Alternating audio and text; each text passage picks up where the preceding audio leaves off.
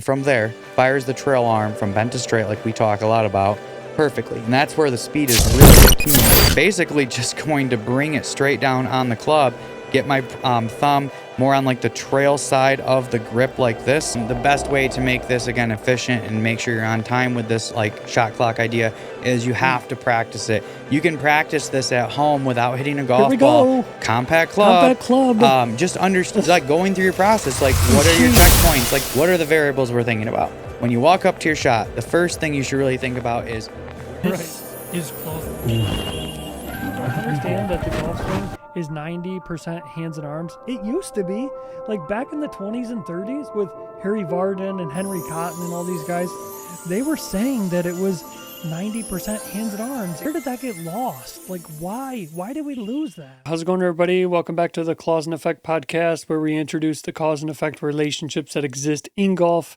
in relation to the hand to handle the club relationship. Episode 31. Hope you had a happy Easter. Hope you had a great Masters week. Crazy Masters week, really, with, all 4 seasons of weather. Oh, yeah. You had, 80 degrees one day, 40 degrees the other with rain. It was fun.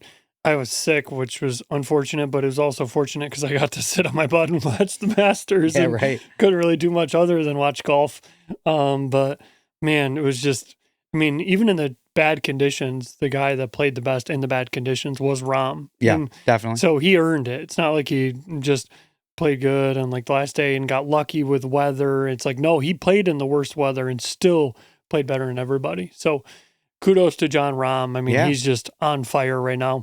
We're going to analyze his swing coming up in the winners of the week. We might have to sub somebody in if he keeps winning all these tournaments, because people are going to get sick of us talking about his golf swing over and over again if he keeps winning everything.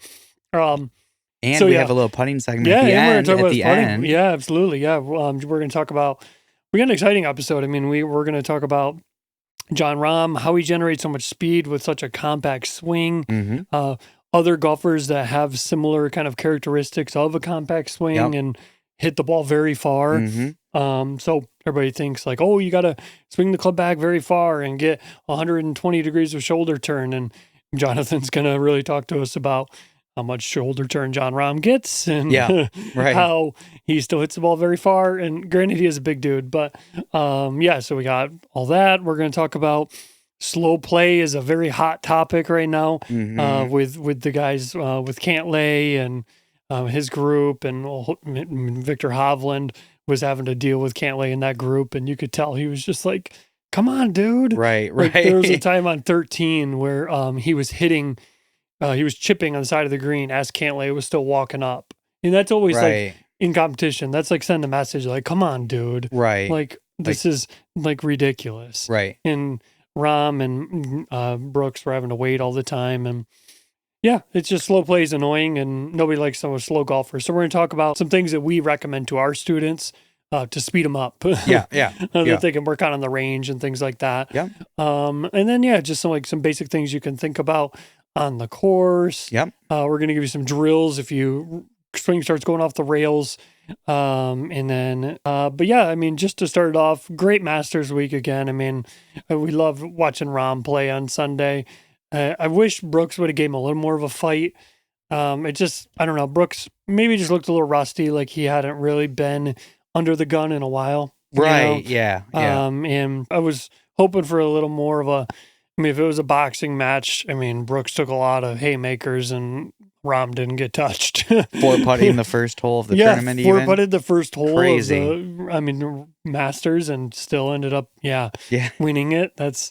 And he took a provisional on his on his last tee shot of the tournament because he snap hooked it left and thought he lost it. Right. Rahm did. So he had a provisional. And they said it's the first time any Masters champions had a provisional on 18. Right. Because it's like, how do you lose a ball on 18? You got to hit it way left. Right. So I thought that was kind of funny. So they'll give him some hard time about that. But yeah, Masters, continues to just be the holy grail. Just incredible, impeccable. Players love it. Fans love it. Right. We had some people having their compact clubs when they were watching it. So thanks for everybody for that. Yep. We still have a couple left. We're about to sell out. Mhm. So if you're watching this, hopefully we haven't sold out yet. And if we haven't, it's linked in the bottom. Go get it because they're about to go. Yep. And we won't be bringing them back for a little bit. We're making some modifications and Mhm. doing some different things to it. So yeah, I think we should just get right into it. We talk about the winner of the week, and Mhm. I think we should just talk about why is Jon Rahm so good? Like what is he doing that's just so different? I mean, he's got a compact swing. He doesn't get a lot of rotation. Like, why is he so good? Yeah, so the Man. interesting thing analyzing his swing is, like for a driver, for instance, his shoulder turn to the top is actually 76 degrees, and his hip turn is less than 40. Correct. So he has an extreme X factor. But when you And look at for his everybody at home, I Yeah. mean, you typically want to see about 90 degrees, Right, and 45 95 degrees of hip. and 45 to 50 Roughly. with driver. I mean, maybe a little more, but Right. yeah. So that's not a lot. And he's still hitting the ball very far. Right. So it's like, how? Like, I thought you had to get a lot of turn to hit the ball far. Right. Yeah. I mean, when you look at his body when he goes back, he does not move his body, and his chest does not, in a sense, I don't think it's a conscious rotation at all. What he does really well is in his takeaway, he has a decent grip. I would say his pinches are solid, especially his trail hand A little pinch. weaker. Yeah, a little more on the weak side. Mhm. When he goes back in the takeaway, he stretches his arms out really well. So he pushes really well, gradual little twist. And then as he goes to the top, he maintains that. And then from the top of the swing, he has an awesome increase with like his push pull where he creates his lag, and he has a little bit of a bowing effect with his lead wrist because of his neutral grip, right? It's not drastic. It's not like he's going like this. Right. Like he's just subtle, right? Got it. And then from the top of the swing, gets his, again, good push pull, gets his perfect pre-impact. But the thing really when it comes to speed with him, because his trail foot is, like his trail heel, is pretty much on the ground at impact. He's flat footed. Yeah, like he's not like ripping his hips open. He allows his trail arm to go from bent to straight, keeping his trail wrist cupped perfectly, and has perfect extension of his arms at post impact. Perfect And that's, locked elbows. that's really where he's getting his power. Is basically gets a really wide takeaway and a wide backswing, then goes to narrow really well, and then from there fires the trail arm from bent to straight, like we talk a lot about, perfectly. And that's where the speed is really accumulated. And we have two more people, which is we have Cameron Champ and Tony Finau. And honestly, they are doing exactly the same move as far as when it comes to speed. When you look at Cameron Champ, he has a pretty similar grip. It's like neutral is strong. When he goes to the takeaway, does the same thing. Has a little bit of face rotation, has the toe up, goes to the top, pretty like flat lead wrist. He doesn't bow in his downswing, but what he does do is he really like lets the club drop to the inside, which means he's getting the butt end of the club to really go back out at the golf ball, which naturally allows the club head to lag behind his hands. So he gets a lot of shallowness to the swing. And that's what's generating a lot of speed for him at the bottom, because he also keeps his trail foot or trail heel basically flat-footed on the ground at impact. And then from there, allows trail arm to go from bent straight perfect and has a perfect locked arm follow through. Got it. No, These guys are getting their speed from this trail arm going from bent to straight. Right, and wide to narrow. Like, And wide to like narrow. they are all really wide, pushing great, getting good extension, getting a good increase. And honestly, out of the three people, because like with let's go to Finau real quick. So he has kind of like a neutral. It's maybe a little towards the strong side, but it's more neutral. When he goes back, though, it's interesting. He twists more than the other guys, where he gets the face actually a little bit more than even toe up. Okay, Gets even a little bit more open. Gets to the top. Lead wrist has a little bit of a cup in it. And then from the top, he basically does the same thing. Goes underneath, does the same shallow move like Cameron Champ. Trail arm goes from bent straight, keeping trail wrist cup. Perfect extension at post impact with the trail heel basically pretty much planted on the ground. We're saying the shallowing move is from driving the butt end to going like outward out. at the target line. Because if you get to the top, and let's say you're even perfectly on plane, if you pull the butt end straight down, you're going to be a little bit steep and the club head's going to want to release more left. So they're really getting the butt end to go outward, which naturally allows the club head to lag behind the hands. And that right there is just maximizing your potential speed.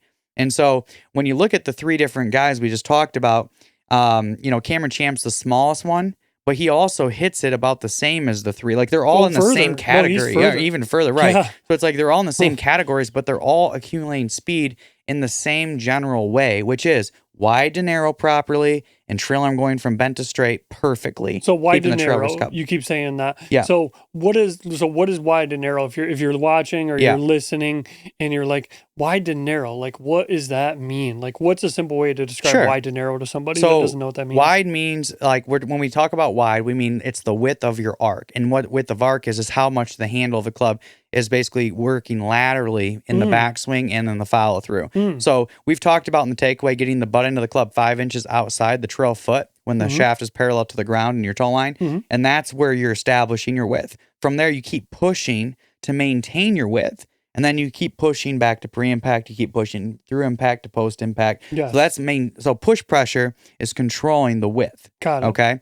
When it comes to the narrowing idea, so it's like we're wide to the top, getting a good extension, good width of arc. Then we get the push-pull pressure where the pointer fingers are starting to pull back at the trail shoulder, or we can even say trail elbow, right? Keeping the push pressure. And from there, it's like the more of an angle you get, like we'll say in a general standpoint, if we go to a half backswing, you have about a 90-degree angle between lead arm and shaft like we talk about, right? So in the downswing transition, that angle should be at approximately 70 to 80 degrees, okay? Because the more you get this, and if you're driving it out, if you just allow that trail arm to go from bent to straight, keeping trail wrist cup, then you're going to be able to basically release all that lag that you have more so with your hands and arms and functional unit than you are your body, which is, again, while we're seeing these guys that hit so far, but they're not really ripping their body open. And really, they're not ripping their body open at all from the top. Right. It's really, they're controlling the functional unit perfect, right, in the gear effect. And that's what's generating the most amount of speed. So, again, just to recap,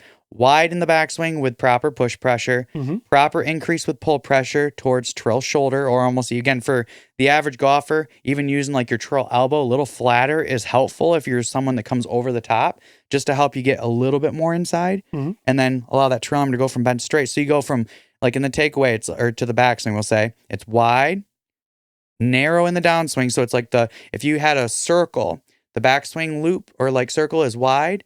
In the downswing, it gets a little narrower because the club head's going to be coming in closer to you to pre-impact. And then from pre-impact to post-impact to the finish, it's back to wide. So it's wide, narrow, wide. And Rahm is, I mean, you look at him at post-impact, it's as wide as he was at the takeaway. Exactly. Like it's mirroring it. He's pushing so good. He has perfect locked elbows. Like that's one thing when you look at Rahm. I mean, yeah, Finau and the other guy, Cam Champ, they're hit the ball far and they're really good. But just going back to Rahm a little bit, is that Rahm has perfectly locked elbows. Like his elbows are perfectly locked at the setup, goes to the takeaway, is perfectly locked because he's pushing so well. And why does he have such a shorter swing though? Like, why does he opt to do that? Like, what do you think is like the reasoning for that? And I feel like Jon Rahm, because part of the way he's built, like he has Popeye forearms, right? He's like Arnold Palmer. And huge legs. Right. So he's a really like strong guy. Yeah. So he can rely more on his hand and arm like movement to create the speed he's doing, right? Cameron Champ is quite a bit thinner, like me. Little shorter built, right? Yes. But he's basically, he's going back a little further than Jon Rahm. But again, when it comes down to it, like, he's generating the same kind of club head speed. And then when you look at Finau, he's a big guy too, right? But I actually think he's the shortest of the three as far as swing. Yeah, right. Right. But if you look at, when he goes back, he has perfect locked arms. When he, in his downswing transition, I would say he has the biggest increase in push-pull. Like his trail arm goes from almost locked, and then his trail elbow tucks in so perfect. Yeah. That's the reaction from the push-pull pressure. So he's really getting this like increase, and then from there, and I would say too, like when it comes to the like Tony Finau and Jon Rahm, they're probably very flexible with their wrists, and that's what they're utilizing. Right. Cameron Champ again doing a great job with it, but he goes back a little further in the backswing because he's again not as tall, doesn't have the flexibility as maybe these guys, right? And so he's just generating the same kind of speed in the way he can, but they're all compact. They don't have long swings. They generate a ton of speed for all three, and they're utilizing the same variables, which is wide to narrow to wide in a sense, wide back, narrow down properly. Trail arm goes from bent straight to get back to that proper wide, and that's it. So as we typically do with the winners of the week, we talk about just like a couple things that people can take away from the winner of the week and what they do in their swing. And we've kind of touched on some other players that you can even look at to kind of help you figure out like, oh, okay, maybe I'm a little taller like Finau, so maybe I follow that mold, or maybe I'm a little shorter, so I follow Cameron Champ, because you're not built like Jon Rahm. So that's kind of why we included the 3 examples. Right. But what can people learn from Rahm or these other guys that could help them? Like, is it the flat-footedness? Is it the locked elbows? Is it the wide to narrow? Like, what do you think is the most important thing people could take away from analyzing those 3 guys? Yeah, what I would say is For speed. The flat-footedness is a big thing, but really, like, when you go to practice at the range, you should start off with your wedge. And basically, what you want to do is you want to learn how to basically perfect, like, how each hand's going to work. So we're going to talk more about this, but, like, work on your lead hand only swing. Try to hit some little chip shots with that first, with your, like, 56-degree wedge. Then go trail hand only. Like, understand the usage of each hand. And then from there, basically just work on taking the club back to, like, your takeaway, and then allowing the trail arm to go from bent straight, keeping the trail wrist cupped, and then basically sticking your finish at post impact and just hitting chips and pitches, and work on there, like, on basically try to hit like 3 perfect shots, and then move up to like your half to half swing, and then like hit 3 more perfect shots. And then it's like when you go to the driving range, and hit your like longer shots, you're going to start off with maybe a pitching wedge, and then go to like 7-iron, then go to 5-iron, then maybe a fairway wood and a driver, but work through the bag in the same kind of way, as far as like start off with like your half to half. Make sure that you are getting the proper trail arm going from bent straight, keeping the trail wrist cup, staying flat footed, not rotating too much, and just control sticking your finish like we talk about, which is meaning that if we look at perfectly down the line parallel like this, we're trying to stick the finish with the club head a little bit for a right-handed golfer to the right of your target, for a lefty to the left of your target, approximately 45 degrees, because the gear effect of your lag is naturally going to bring it around parallel to the target line. But that's what we're trying to do, is trying to stick the finish, like the positioning of the club head relative to the handle, relative to your toe line. And if you can just get that down first, it's amazing how you work with the wedge, then you go and transition to the rest of the clubs, and it's like it's the same feeling, the same move, really. Right. And it's amazing how seamless that'll make your practice sessions, opposed to just going to the range first, starting off with maybe a 7-iron or a driver, worst thing you could do, and just trying to like try to figure it out from there. It's like we want to build up from the ground up. And that's really what all these tour players, if you look at these guys, they get to the tournament. Some guys might spend 20 minutes in a warm up. Some guys might spend an hour and a half. But I guarantee they're going to go to the short game, range first, hit their wedges, get it worked out, the feel, then in their work hands. up through the bag. Right? No pro golfer just goes to the range and grabs a driver and just starts wailing away. Yeah, they want to get the feel of like getting that proper connection to the club, learn like how to do the little small swings and get the baby gear effect, then the bigger gear effect, then the biggest gear effect when you get to the big boy with the driver. But so I like that. So 2 of the things that really stood out to me a lot when you just said that is that when you're doing these shorter shots, you're not moving. Like you're not trying to consciously like move side to side. Your feet are staying flat footed. You're trying to just really optimize how well that trail arm is going from bent to straight, because that's ultimately, like, you hear us talk about this a lot, but it's like that is the biggest thing, right? Like you look at all good tour players, their trail arm goes from bent to straight as that wrist stays cupped. So if you can't do it with a little chip shot, keeping that trail wrist cupped going from bent to straight, how are you going to do it with a driver? It's not going to work. So that's why you always say you have no business like moving up the ladder until you can like check. I can do it with a chip. Check it off with your sand wedge, and then move it up. Half to half. Yeah, exactly. Three quarter, full to full. But you're just, the goal when you're doing all this, again, is to get the proper gear effect from pre to post. Yeah. But at impact, the trail arm is going to be slightly bent, right? We've talked about this before. So, yeah, we get the pre-impact parameters, butt end just inside lead leg, club shaft parallel to toe line. So from there, it's like, as the trail arm goes from bent to straight, there's a little bit of forward momentum. So it's like the club at impact right here. It's like the trail arm is extending. When you strike the turf, the trail arm should be slightly underneath the lead arm. But by the time the divot is taken or the club has bottomed out, that's when the trail arm is already rotating over the lead arm. Because the trail hand's rotating around that lead effect. If you have that proper downward push pressure, like we've talked about how, guys, like, let's say if your trail arm goes from bent straight, but the lead arm is just pushing and like not, in a sense, like going down, which we're going to talk about that in just a minute, of like the roll of the lead thumb. But that's where, like, again, you could get like this kind of idea where you're hanging on too much and the club head's not rotating around enough. and that can cause chicken wings or like maybe blocks, right? Yeah. We'll say. I think it's a good time to talk about it right now. Yeah, is perfect. that I think people really need to understand the role of each hand. And, Yeah. and this is something that we're going to really work on a lot with our students. I mean, it's 75 degrees in Michigan this week. Like, we're ready to roll when it comes to teaching, and Yeah. we want to shoot a lot of content for you guys and show us, like, in our element. And you've heard us, like, in a chair. We're ready to get out of these chairs and Totally. like get out there and start teaching people. Is what we do. Right. It's what kind of keeps our fire going.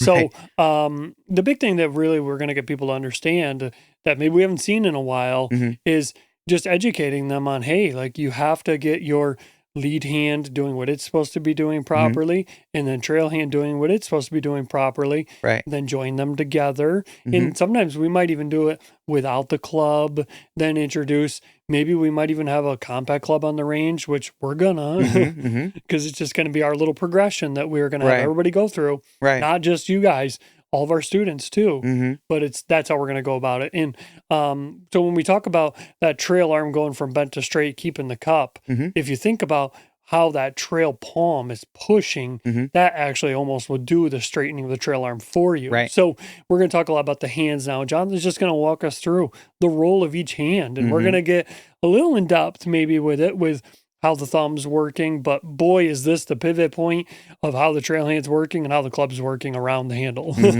So pay attention. Yeah. So the idea is that we've talked about like lead hand pinky pad here for a strong grip. You know, it's a little bit more on top of the club. So it's like your pinky finger curls, like pressing the shaft basically into that pad. Okay. And that pinky pad is pushing down against the handle like this. Okay.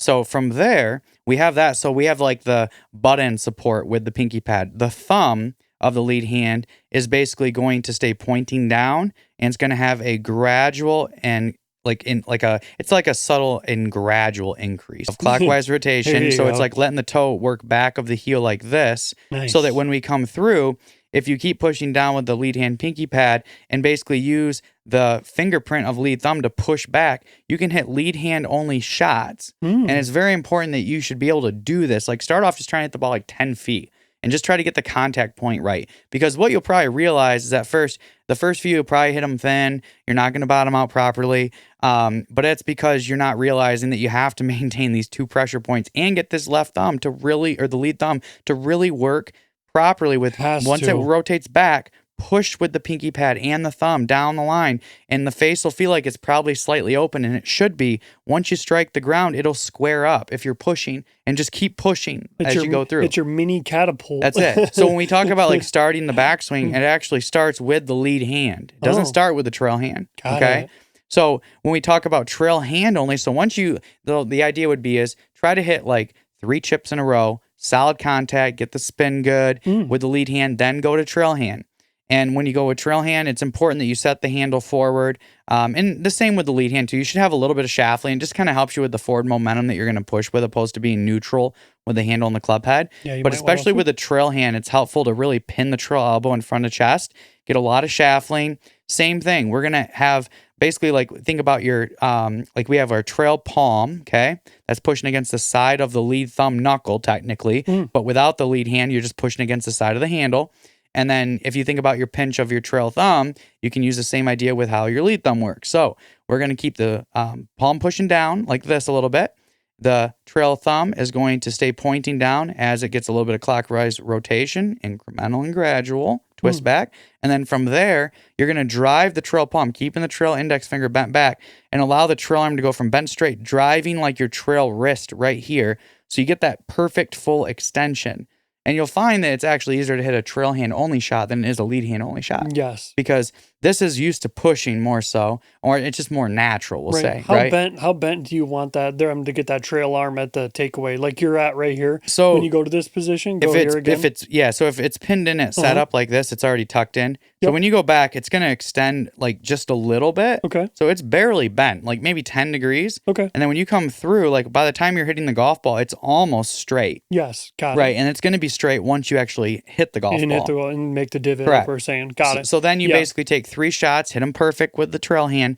Then you put them back together. And so it's like, okay, now I've got my lead hand pinky pad, lead hand thumb, trail palm pushing against lead thumb, And so it's like these are the main points of like where we're pushing, how we're concentrating our pressure, and then we're going to work them in that clockwise rotation, pointing down. Mm-hmm. And then from there, you'll find it's like once the lead thumb primarily and the trail palm pushing against it are working together as a unit, it's amazing at how good the contact is every single time. Yes. You will not be hitting shots heavy, thin, directionally. You'll have the perfect spin as well.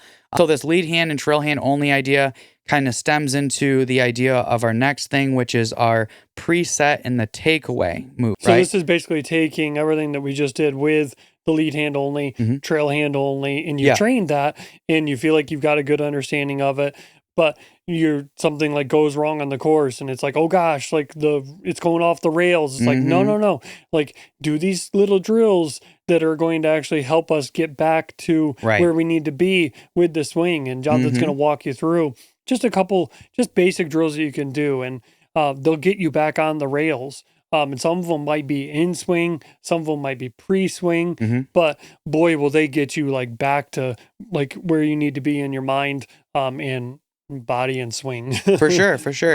So the first thing is, we'll just say that as just a great drill, if you just take lead hand only, you set back to your takeaway. Let's say from there, if you go back to a half backswing, you're going to add a little bit of like pull pressure to your push pressure with a little bit of the, we're going to continue to clockwise rotate a little bit too.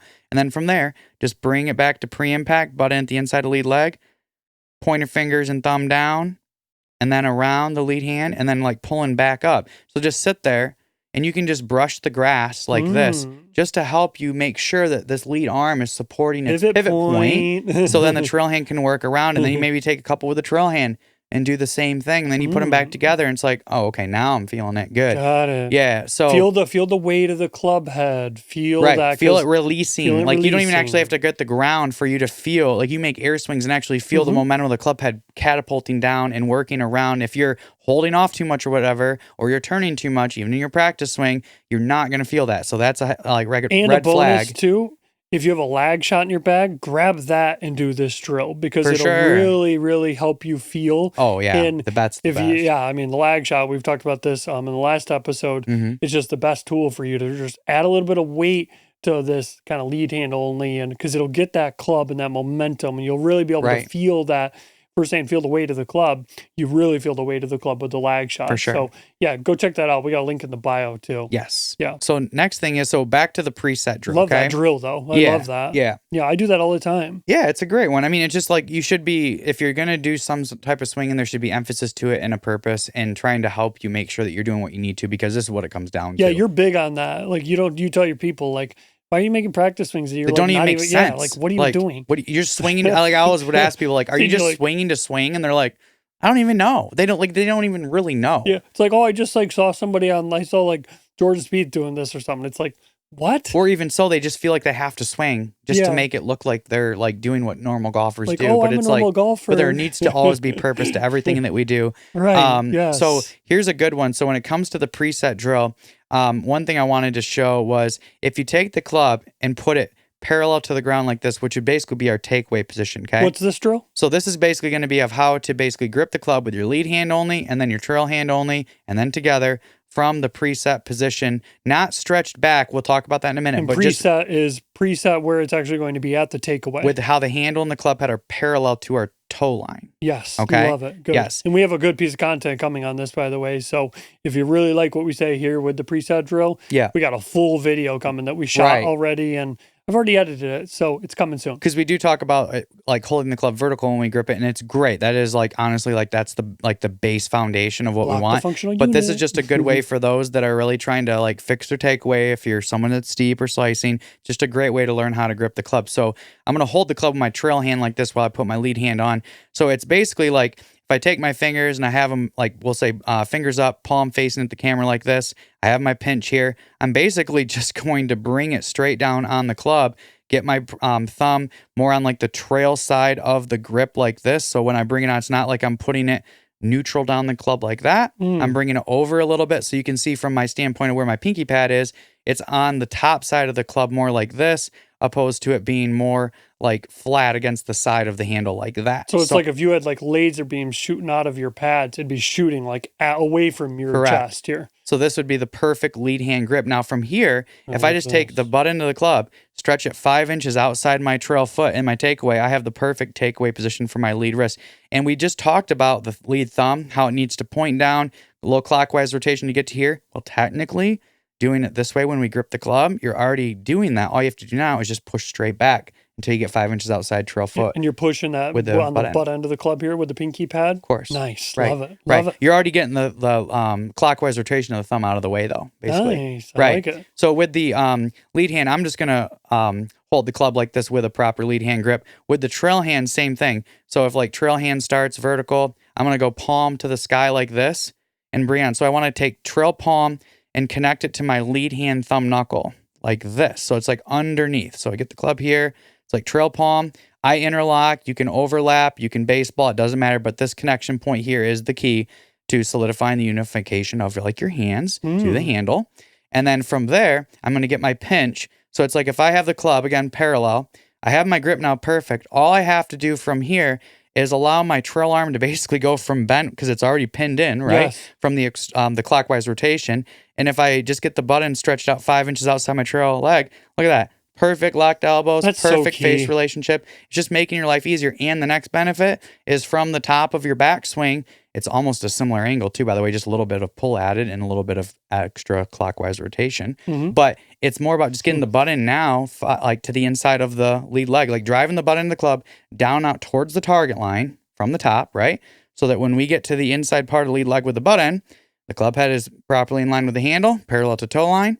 So we basically, the only difference from how we were gripping the club with this drill is the difference of how much the butt end is stretched out and then how much is back like inside of that at the pre-impact. But and like you said, now from here, you could almost go back, you said back to address. Yeah, so you can grip the club like this, like at the takeaway, Love and it. then go back to like vertical, 45 degrees down. Now And it's then, like now just go hit your back to where we checkpoints. started at here. Love it. Extend it a little bit of push, pull, and twist to there. Now just push back down and out until you get to the inside of lead leg. Now from here, we're in perfect position to be able to release our leg. Trail arm goes from bent straight, and then the lead thumb and the pointer fingers work down and around the palms, and then there we go. And this would be something too, like if you have a compact club, put it in your golf bag because you could be sitting in the cart and you're going to the next hole and you've got a little bit of a drive. It's like grab your compact club and just sit there and just work this out really quick. Like do these drills that Jonathan's talking about where, I mean, you're not going to whack your buddy or like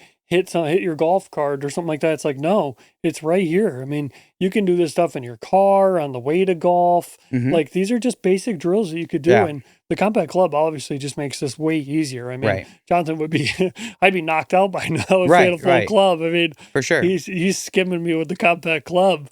But I love this drill too for a lot of reasons. But I just love the feeling of how it just pushes everything away once you get from the proper your rotation. chest. Because a lot of people have a hard time understanding, like, how do I start my backswing? It's like, am I just going like this or am I turning first? What am I doing? It's like, it's the lead hand, pinky pad and thumb, rotate, like pointing down, rotating around, a little bit of push pressure, trail palm pushing down against lead thumb. It's like working in unison with it. And then just that stretching of the outside of trail foot with the butt end 5 inches in the takeaway. That's like the parameter, and just keep pushing while you consistently and incrementally add that clockwise rotation with a little bit of pull. And then that gets us right back to pre-impact. And then we're ready to, again, release with the trail arm going from bent to straight. So it's just like those are the few elements, like the three things that you really have to have in your golf swing to be efficient and consistent. And it's like the better or like the more awareness you have of doing these things properly, then when you're out in the course, like you can literally hit a bad shot and then go and just like step off to the side for a second, take your swing and just like go through your move. And then you'll feel where your flaw was, because the ball doesn't lie. Like, and this move is really like a guarantee to make sure the ball's going to fly where it needs to go. So if there's problems, like these are the solutions. So it's like, there's not any more other options or like ideas. Like, it's just, that's what's good about what we're trying to say is we're trying to make it to where it's clear. Like your brain's not thinking about a million things, which basically leads us to our next segment of basically how to not be that slow golfer. And ways that you can improve, like, your time. So nobody likes a slow golfer, right? And when you look at, you're hearing us talk about all these things, they're very technical, But we just want you to kind of have a base understanding of like what's actually going on when you're actually like taking the club back and standing Yeah. over the ball. The You're not variables. thinking about like pinky, thumb, like you're more thinking like pushing with the palms because the palms are allowing you to like control the direction the pressure is going. But if you have the proper connection of the pinky, pad, and thumb, you're going to get the effects of that Or it's easier. properly. But it's just an easier way to think about it instead of like thinking about like every possible like knuckle and thumb pushing against the club when you're playing. It ain't gonna work. And that's a good kind of segue into what we saw this weekend. Slow play, no bueno in golf. Right. Okay. Nobody likes a slow golfer, right? There's two. I was just talking to Jonathan for the podcast. I said, there's two things you don't want to be. You don't want to be a cheater and you don't want to be a slow golfer. Right. That's true. That's not allowed in golf. So what we're going to talk about is really what we recommend to our students to kind of speed them up and give them things that they can actually work on when they're on the range. And we call it like a shot clock. I mean, Jonathan's just going to kind of walk us through like how he talks to his students because his students aren't thinking about like every possible knuckle pushing every possible way and all this. It's like maybe a couple are that really like are in depth like engineers and want to know everything. But for the average golfer, just push with your palms to like a circle on the ground and the club will do what it's Direct supposed your to thumbs do. and your pointer fingers basically Exactly. around. Like we say, like your palms are controlling like the handle. Your pointer fingers are controlling the club head And the relative thumbs. to that and the thumbs. So if you can just have that in your brain, that's much easier to control. And then just imagine these circles on the ground you're pushing to. That's how you're going to simplify things. Right. So we're giving you like a really in-depth analysis of it with like everything we talk about with this. But now it's time to play. Now we want our students to really understand like, okay, how do I simplify this? I've got my pinkies, I've got everything pushing. So what's some things that you give your students to like really kind of speed them up? What are some things they actually think about in swing, like simple stuff? Yeah. So basically when it comes down to it, like from the time that you walk up to your shot, like and you're analyzing what's going on, really like the clock should start ticking and it should be about 30 seconds really. I mean, at the most 40 seconds. From the time that you step up, you start analyzing these variables we're going to talk about in a minute. And then you basically hit the ball, right? So it should not take you ever more than 40 seconds from start to finish and you're done.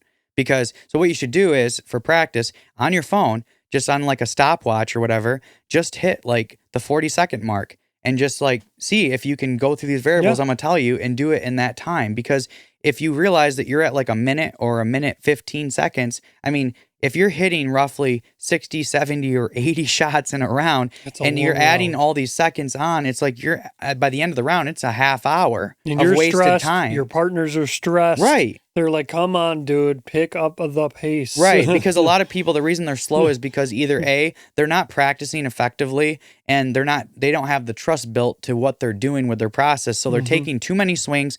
They're second guessing themselves. And what happens most commonly too is that as soon as you hit a few bad shots, you start even slowing down more because you're starting to try to analyze more. You know what I mean? So it's like, but what we're going to show you with this process is going to help you escalate like or utilize your time the most efficiently that you can. So the biggest thing really is what are the variables we're thinking about? When you walk up to your shot, the first thing you should really think about is where am I trying to hit the ball? Like how far do I want the ball to carry and where do I want it to end up? And even if you're not the best golfer, you should still try to think about, like try to imagine, picture in your head the perfect shot. Because it is amazing how much if you can picture the shot in your head, it actually does help. Okay. You have to have an idea, right? So it's like, okay, I want my ball to carry here and end up here. I want it to like, let's say we're going to say if it's going to draw or fade, just basic, okay? Like how I'm going to curve it. And then what swing length am I going to use for the club and the shot that I'm hitting? So if it's like a pitch shot or if it's like a full swing driver, that's going to like dictate what swing length we're going to use. But those are like the pre-swing thoughts. And basically, most people will say you should take around maybe 2 practice swings, and that's fine. You can do them behind the ball, to the side of the ball. That's your own preference. But when you do your practice swing, what you should be doing is thinking about what your in-swing 2 keys are, which is there's 1 backswing thought and 1 follow-through thought. Never more than that. Okay. And so when you're doing your practice swing, it's like, okay, what is it like? Where should my emphasis be? Am I getting like good feedback from my takeaway, making sure I'm like presetting the takeaway like we talked about with that drill, right? Like getting the perfect hand positions with the thumbs, getting the club parallel to toe line? Or is it more of like I get to the top and I want to make sure like I'm on the 45 and I still got my good push pull? Like that's fine. Like those are the two different segments of like what you should be considering, right? Is positioning of the takeaway or the top. Oh, okay. Okay, Got where the it. claws are, where the club head is in the handle, and that's it. So it's Are like you thinking more like? Are you thinking more claws? Are you thinking more? it should be club? more of like what do you? Because for me, all I'm thinking about is like where are my hands at, and then like the club and everything. Like yeah, that's fine. But if I just kind of put myself in my like brain of when I'm golfing, it's all just hands, head setup, and then where are they at the takeaway. And it's like I don't even imagine my clubs even in my hands. So we could just So, say palms yeah. and fingers. It would be a good way to Okay. explain it, right? Yeah, So sure. it's like where are my palms pushing and where are my fingers working around?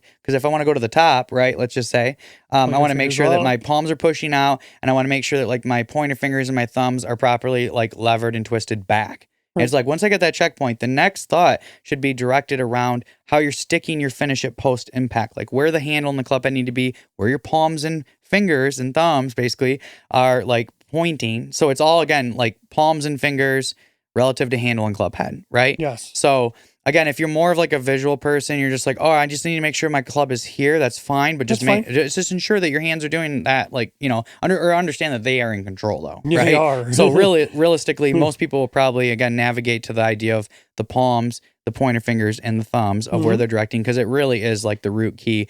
But so again, with the second thought, again, it's like sticking the finish at post impact, or you could think about like sticking your full finish, like wherever the club needs to end up at, and like try to hold balance, try to be able to sit there and count to like 3 after you hit the shot. Make sure that you're not falling over, the club's not going all over the place. But realistically, if you get post impact right and all the energy is of the lag is properly released, the momentum from there will pull you through to your full finish. So we Correct. would highly emphasize just focusing on again either takeaway or top position to the top, and then sticking the finish at post impact. So But again, you only get how many? 2 practice swings though. I Okay. would say like really. I mean, you might if you take a third one, it's fine. And really like what I would say is like just try to graze the grass or just you can make an air swing. It's fine. The idea though is just making sure that your palms and your fingers are doing what they should and the handle and the club head are. So it's Yes. like you can do this air swing. You'll see the pros do it all the time. But when you look at them, you may think, oh, they're just doing like a nonchalant kind of swing. I guarantee you that there is purpose to everything that they're doing and they're feeling. So that's what we're trying to emphasize. How many swing thoughts would you say is like max? You said 2. 2. 1 backswing, 1 follow through. I love it. Yeah. So Perfect. again, when it comes to your practice swings, the practice swing should be basically 2 and around 2. those exact same things. So it's like if you're the takeaway to the post impact guy or you're the backswing, like full backswing to the post impact, that's fine. But that is what your practice swings need to be replicating. Yeah. So that way it's not just taking this crazy swing and then stepping up and then thinking, okay, I'm going to like go to my takeaway and then post impact. Like, no, it needs to resemble the same thing. This is how we basically make your pre-shot routine quicker and more efficient is by, again, structuring it around these simple variables. So it's, again, not like 25 things going on in your head because that sucks. Like, and that's what drives everybody crazy. Well, that's the thing where, I mean, people like, they look at our podcast and it's like, it's in depth and it's a lot of like, just exactly what's going on. Like we've broken it all down and it's like, hey, here it is. But if we were going to create like a template or like something for our students to like follow of like, hey, these are your like key things you should be thinking about. It's only like 1 or 2 little things. And like Jonathan was saying, just you could almost have like a list of like 10 things. And it's like, okay, pick 2 and use those for today. It's like, okay, I'm having club face control. Okay, well, we would say club face control's got like its own little like category of 10 possible things that you could think about within club face control. Okay, I'm going to pick one of these out of there and put it over here into my brain. Okay, perfect. So that's kind of how you need to categorize it is like, what is the thing you're focusing on the most? Like all going too far left. Okay, well then it's probably a club face issue. So just always make sure it's kind of focused around kind of what the ball is doing. Like Jonathan said, the ball don't lie. Well, and too, like last thing would be is the best way to make this again efficient and make sure you're on time with this like shot clock idea is you have to practice it. You can practice this at home without hitting a golf ball. Compact club. Just like going through your process. Like what are your checkpoints? Like the more times you just go through it in your head, when you go out on the golf course, it's like more of just second nature. When you go to the range, this needs to be like the thing. Like you hit a shot after that. Like some people will even like, they'll say like, and I agree with it. Like if you wear a glove on your lead hand, it's like, take your glove off, step back, walk around for just a few seconds, come back, just like it would be on a course, like more so. Put your glove back on, pick out your new target. Like switch your targets up all the time too. Go through your process the same every time, because when you get on the golf course, this is what's going to happen, and that's just preparing you better for the on-course situation. This is why we love this club. Like this isn't just some little like toy that we just like, oh yeah, hold it when you're watching golf. It's like, no, convenient. Like, hey, guess what? You're on your way to golf and you're riding with a buddy, or you're on your way to a golf trip. You can do this in the car. You can do this at home before you have a round. Like when Jonathan's saying, put the shot clock on when you're at the range. Same thing. Like you're sitting on your couch. Guess what? Throw some AirPods on. Say, hey Siri, or hey whatever. Set me a timer for 40 seconds. Let's go. And just go through your process. Right. And just imagine and visualize that you're on the course and doing your thing. And then get out of your chair, set up into your golf posture. Like bring the course home. Right. Bring these scenarios home and use this so you don't bash any lamps, hit any animals, or hit your significant other. It's like, this isn't just some toy. Like we have a huge purpose with this club. And with this use case, this is one of the biggest use cases for the Compact Club. For sure. So yeah, go get one before they're gone, because they're going to be gone very soon. And when your buddy is beating you the next day because he used his Compact Club the night before and you didn't, you're going to wish you bought one. No doubt. No doubt. But I'm excited because there's so many times when I'm playing a round of golf and I'll just visualize my round and I'm just sitting there and I'm like, man, it'd be so cool if I could just sit there and like put myself back in that tee shot that I messed up, and I'm going through my round. It's like, all right, here I got my Compact Club. Let me imagine how I set up to the ball. Okay, oh, maybe I was a little bit too open, and just kind of feel what that would feel like maybe in your chair. Like you can really bring the course home. So, and again, like we just said, it's like basically trying to practice with a purpose always. Like if you should never just go hit balls or practice for no reason. It should be structured around, there's like a certain why, like we're practicing and how we're practicing, which is what we're giving you. So it's like, that's really what it is, because then it's like when, like the golf course, so many people can say, oh, I go to the range and I hit two buckets a day and over 2 weeks. And then they step on the golf course and it's like, it's a totally different ball game. Why? Because of the way they were practicing. Right. And that's the problem. It's like we have to practice for what we're going to face with the variables of on-course situations. Let's talk about putting. Yeah. Because I want to talk about Jon Rahm's putting, because it's really good. He's got alligator arms, which we like. And we like to show off these awesome super short grips. Absolutely. So, Jonathan's going to talk a little bit about some different like kind of ideas of when we talk about putting stroke. Jonathan talks a lot about like the keeping the face square and like de-lofting and adding loft, which works for certain kinds of putters like Jon Rahm, but there's certain people like me that use more of like a blade and a toe balance putter that has a little more arc in my stroke. Right. So it's like I can't really feel the de-lofting, added loft feeling as much. So yeah, let's do it. So with Jon Rahm, he has a face balance putter. And when he takes the putter back, it's just like we've talked about. So like when we analyze the setup, he's got perfect inner alligator arms, like locked. He has the 45 or the maximum, we'll say ulnar down. So everything's locked in here. He does it perfectly. Real stock setup. Yeah, you see him really good here. Like you always the palms. Say, like, he's almost had the same. He has pretty much the same grip as I have, which is like a one overlap with my trail index finger over my index finger. But the palms are pressing against the side of the handle. You can see that each V's point, each shoulder. Pretty, again, like perfect stocks, like putting setup that with what we like to see. I like it. And then when he goes back, he does de-loft the putter like this. When he goes back, there's no face rotation at all. The putter doesn't go in, doesn't go out, goes straight back. A little bit of de-loft going back, coming down, back to impact. He's naturally keeping that lead elbow pinned to the inside part of his lead side so that the putter head can properly work up when it strikes the ball, because it should be a low backstroke and a slightly upward follow-through stroke, because we want to catch the ball on the upstroke.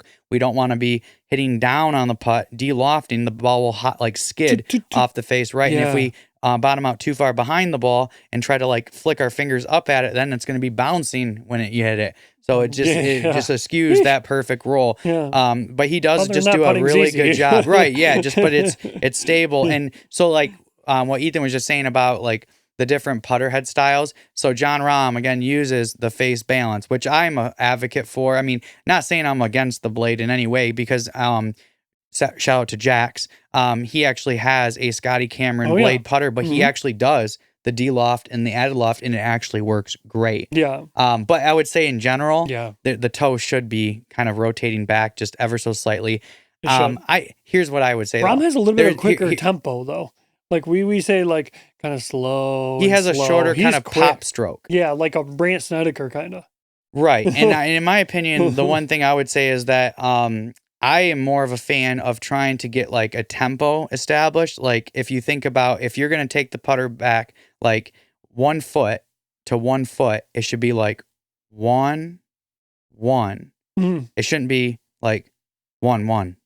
Right. Yeah, because it just gets quick. And because we talked about how you should lever lag and release your putter. So it's like if you get too quick going back, like the lever hasn't been established, the lag can't be established, so then the release is messed up. So we have to have a certain amount of tempo to be able to allow the putter head to work back of the handle, lag behind the handle, and then release. Even for like I mean, when you come to like a, let's say a stroke where you're only taking the putter back like a few inches, there should still be just a little bit of that. I mean, it shouldn't just be like this.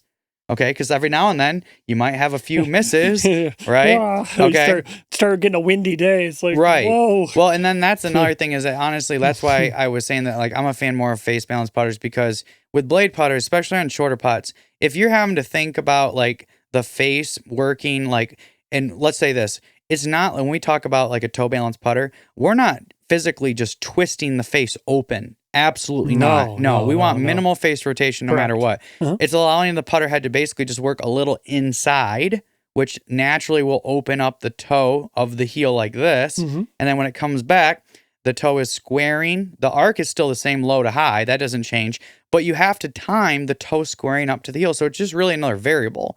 And I've had toe balance putters, had success with them. But I will say, I would promote that for the majority of our watchers here, if you're struggling with putting, get a face balance putter. Yes. Go D-loft, loft, keep everything square. It's just easier. It is. It's It way really easier. is. Yeah, like I've used a blade for a while, and I don't know, maybe I used to use a Tulin, and I loved it. It was a really nice mallet, but I got rid of it just because I just wasn't really putting very well, and I went back to my old Reliable that I had when I was in high school. And you'll see it because we're going to start playing some golf soon, and we're going to have a lot of content. But yeah, it's more of just take the like variables out of like having to worry about like rotation or inside, or like inside, or yeah. am I arcing too much, or am I arcing like not enough? And it's like just get your alligator arms, get your Max Ulner, like Jonathan says. Yeah. And yeah, just really feel that concentrated, because we've had such good reception from our putting on just really this prayer grip feeling and just pushing with those palms back. Well, think about it this way. If you did the prayer grip, or just like we talked about a lot, concentrating the palm pressures against sides of the putter. Yes. But just going to the prayer grip because that's the easiest way with fingers as well. But if like this is the format that's like easy to keep everything square, why not just maintain it? And all you have to worry about is making sure that the butt end's pointing like back to your center. Love it. As the putter head works around it, it lags back, and then it's naturally catching it on the upstroke. And all you have to do really is keep your palms pushing properly throughout the entire stroke, keeping the alligator arms as the pivot point in a sense connected. Because again, if we get any dissociation with the alligator arms, then we don't get the proper lever, lag, and release. So and Rahm is so conscious of this. Right. That lead arm, you see him like it's pinned. Is so pinned. Right. And Justin Rose does this really good too. Justin Rose is an incredible putter. Yeah. But they're so conscious of that, and I just thought it was so cool because I've never really like understood why. Until hearing you talk about more of like the kind of pivot point of like the palm to elbow. And if that continues to like go, then that's when you start hitting down on it because you're not getting the release. Because you have to let the putter release. Right. Like I know there was a little bit of like talk of like back in the day when like Rory was doing all that work with like Dave Stockton, and they were like working turning on it under and then dragging it low to high. But you just got to be very precise. It's a similar concept, honestly. It's just a little bit more exaggerated. Correct. That's really all. And it just sometimes affects loft too, and you got to mess with your putter, and there's a lot of variables. Right, to all that. But We're excited. We're going to start playing some golf very soon. Yep. Hope everybody really enjoyed this episode. This is a high energy. We're excited. We got warm weather here, so we've been dealing with some colder weather, obviously being Which in is Michigan. coming back and, next week, but yeah, but it's okay. We're getting a little tease right now. We'll Right. take it. 75 degrees this week. We're going to try to play golf, possibly Friday, we're thinking. But yeah, duty calls. We still got to get this podcast out and shoot some content. So yeah, we just appreciate everybody's support. I mean, we say this every episode, but we really do. We wouldn't be doing this without you guys. Right. Go get a compact club. Go get some Super Stroke grips Mhm. with discount code in the bottom. Go get a Lagshot. Just like we wouldn't put our names behind something that we don't believe in. These are the best grips.